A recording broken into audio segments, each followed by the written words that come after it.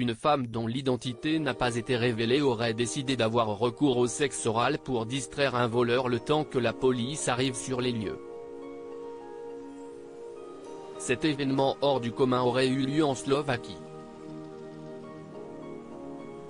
Un braquage qui prend une tournure inhabituelle. Le voleur, âgé de 24 ans, aurait forcé un employé de la station-service à lui remettre l'argent de la caisse, révèle le 20 minutes.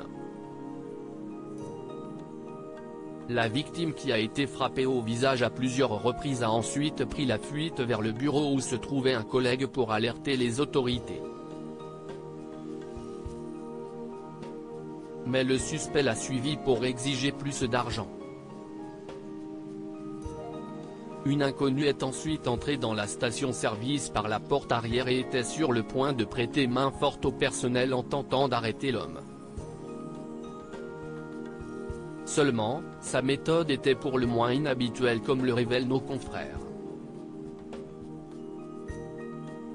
Elle aurait fait une fellation au braqueur en attendant la police. Si ce récit est réellement surprenant, c'est parce que la femme aurait choisi de retenir l'homme armé en lui faisant une fellation.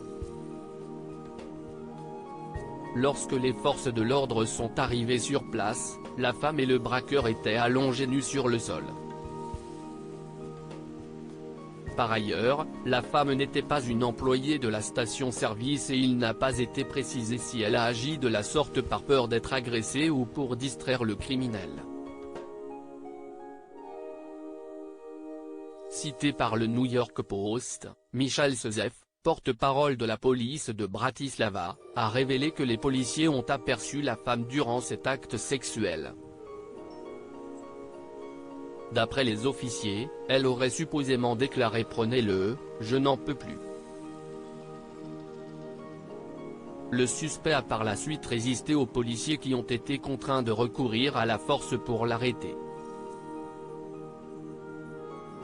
Dans un autre registre tout aussi insolite, un homme était entré par effraction dans une maison, non pour voler mais plutôt pour y faire le ménage.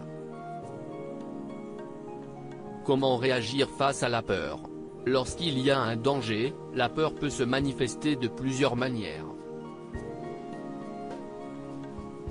De ce fait, il est toujours aussi difficile de l'expliquer quand elle déclenche des comportements particulièrement insolites.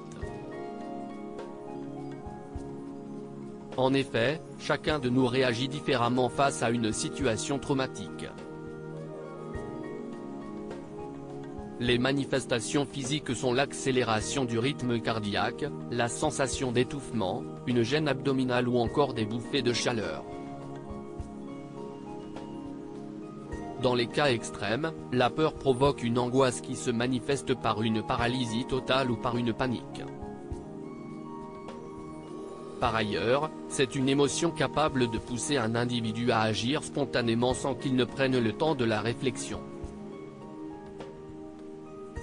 Quant à la gestion de la peur ou d'une crise de panique, il convient de reconnaître son rôle et de se rendre compte de son importance à l'égard de la survie de l'individu. La peur est en effet un avertissement qui mérite qu'on y prête attention, qu'on le comprenne et qu'on l'analyse. Ainsi, on peut commencer par écouter son corps en proie à cette émotion et en identifier les différents symptômes. Il est en l'occurrence utile de savoir qu'une respiration lente et contrôlée permettra à votre corps de se détendre dans l'immédiat. En outre, l'angoisse peut être diminuée par la visualisation positive. Il sera d'ailleurs plus facile de chasser la peur quand nous faisons en sorte de changer nos pensées. Elles embrument notre esprit mais peuvent être remplacées par d'autres images. En cas de phobie, l'angoisse reste toutefois plus difficile à maîtriser. De manière générale, il faut savoir que la première étape importante à franchir est celle d'identifier la situation à l'origine de la peur pour ensuite y faire face de manière progressive.